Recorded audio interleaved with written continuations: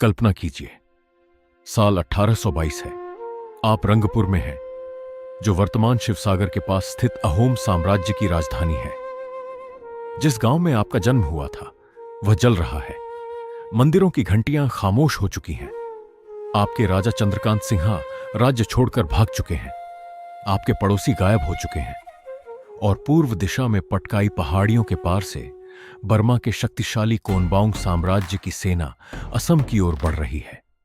एक ऐसी सेना जिसका नाम सुनकर आने वाली कई पीढ़ियां तक कांप उठेंगी। यह कोई कल्पना नहीं है, यह असम के इतिहास के सबसे दर्दनाक और भयावह अध्यायों में से एक है। एक ऐसा समय जब लगभग 600 वर्षों तक खड़ा रहने वाला एक महान साम्राज्य अपनी ही प्रजा की आंखों के सामने ढह गया। एक ऐसा समय जिसे आज भी केवल एक नाम से याद किया जाता है, मानोर दिन, यानी बर्मियों के दिन। और यह है उसकी कहानी। दोस्तों, अगर आपको असम और पूर्वोत्तर भारत का इतिहास पसंद है तो चैनल को सब्सक्राइब करना न भूलें। आज हम समय की धारा को 200 साल पीछे मोड़ेंगे, महान ब्रह्मपुत्र नदी के किनारे, एक ऐसे साम्राज्य की ओर जो विनाश के किनारे खड़ा था। लेकिन यह कहानी उस दिन से शुरू नहीं होती जब पहला बर्मी सैनिक असम में दाखिल हुआ। यह कहानी उससे बहुत पहले शुरू होती है। लगभग 600 वर्षों तक अहोम साम्राज्य ने ब्रह्मपुत्र घाटी पर शासन किया। साल 1228 में सुकाफा द्वारा स्थापित यह राज्य उत्तर पूर्व भारत की सबसे शक्तिशाली शक्तियों में से एक बन गया था। इसने आक्रमण झेले, गृहयुद्ध झेले, राजनीतिक संकटों का सामना किया और इतना ही नहीं, साल 1671 में लाचित बरफुकन के नेतृत्व में इसने सराय घाट के युद्ध में शक्तिशाली मुगल साम्राज्य को भी पराजित किया। असम के लोगों को लगता था कि अहोम साम्राज्य अमर है, लेकिन इतिहास हमें एक बात सिखाता है, सबसे बड़ा खतरा हमेशा बाहर से नहीं आता, कई बार वह भीतर से जन्म लेता है। 1769 से 1805 के बीच असम मोमोरिया विद्रोह की आग में झुलस गया। 3 दशकों से अधिक समय तक चले इस विद्रोह ने राज्य की जड़ें हिला दी। गांव उजड़ गए, खेती बर्बाद हो गई, अर्थव्यवस्था कमजोर पड़ गई और कभी शक्तिशाली रही पाइक व्यवस्था टूटने लगी। अहोम साम्राज्य बच तो गया, लेकिन अब वह पहले जैसा शक्तिशाली नहीं रहा। जोरहाट और रंगपुर के शाही दरबारों में सत्ता संघर्ष चरम पर था। सरदार एक दूसरे के खिलाफ षड्यंत्र रच रहे थे, मंत्री मंत्रियों के खिलाफ खड़े थे और साम्राज्य धीरे धीरे भीतर से खून बहा रहा था। फिर आया वह निर्णय जिसने असम का इतिहास हमेशा के लिए बदल दिया। एक प्रभावशाली सरदार बदन चंद्र बरफुकन, जब दरबार में उसका प्रभाव कम होने लगा तो उसने अपना खोया हुआ स्थान वापस पाने के लिए एक विदेशी शक्ति से सहायता मांगी।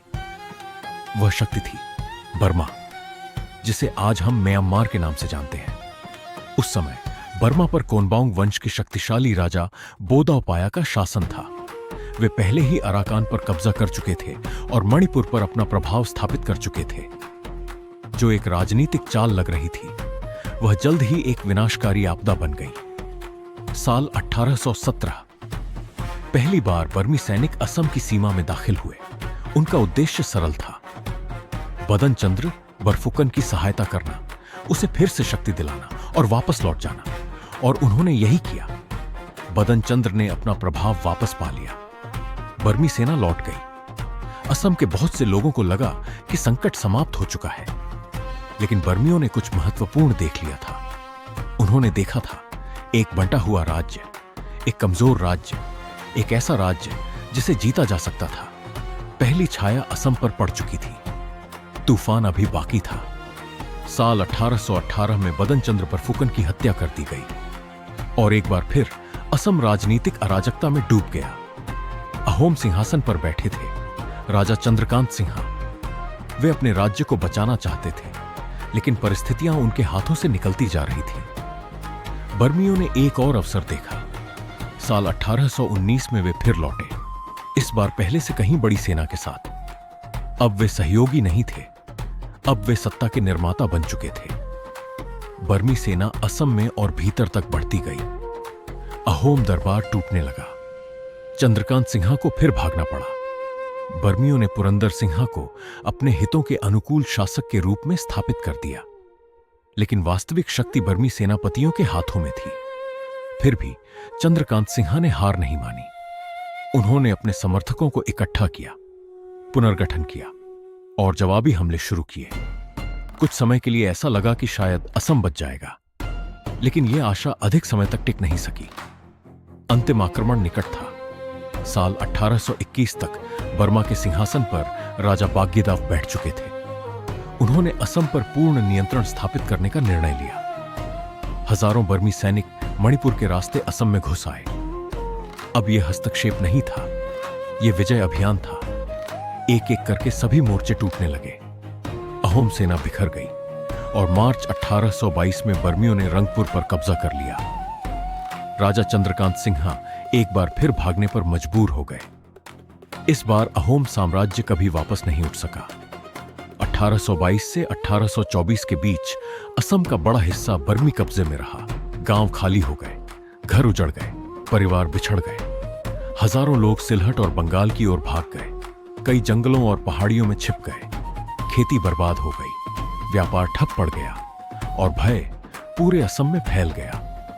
यही वे वर्ष थे जिन्हें लोग आज भी मानोर दिन के नाम से याद करते हैं। बर्मियों के दिन, दर्द के दिन, जीवित रहने की लड़ाई के दिन।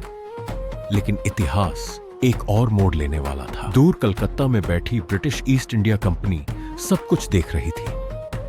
बर्मा पहले ही मणिपुर पर कब्जा कर चुका था।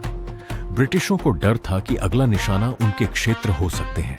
और फिर मार्च 1824 में शुरू हुआ प्रथम एंग्ल बर्मी युद्ध।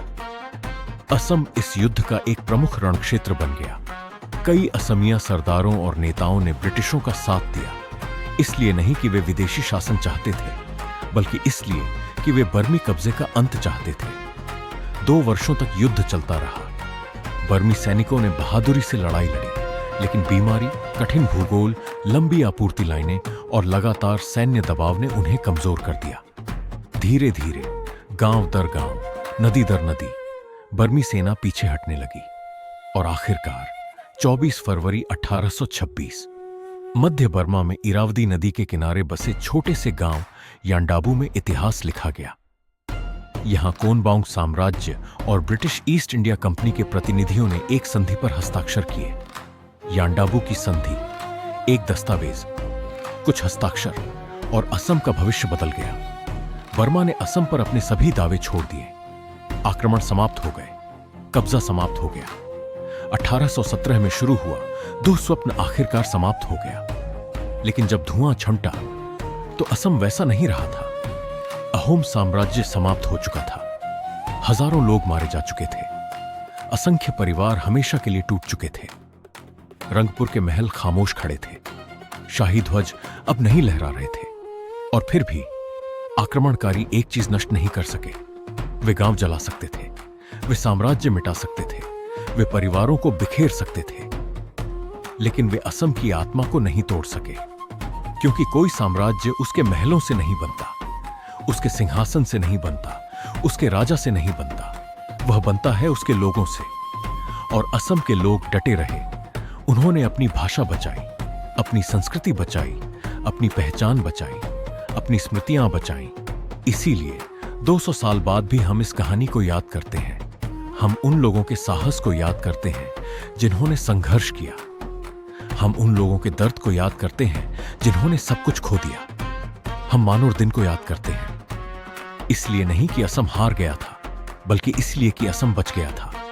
अहोम साम्राज्य गिर गया, बर्मी चले गए, साम्राज्य आते रहे, साम्राज्य जाते रहे, लेकिन ब्रह्मपुत्र बहती रही और उसके साथ बहता रहा असम।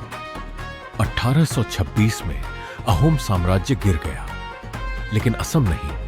धन्यवाद। अगर आपको यह वीडियो पसंद आया हो तो कृपया वीडियो को लाइक करें और अपने दोस्तों के साथ शेयर करें। ऐसे और वीडियो देखने के लिए हमारे चैनल को सब्सक्राइब करना न भूलें। धन्यवाद।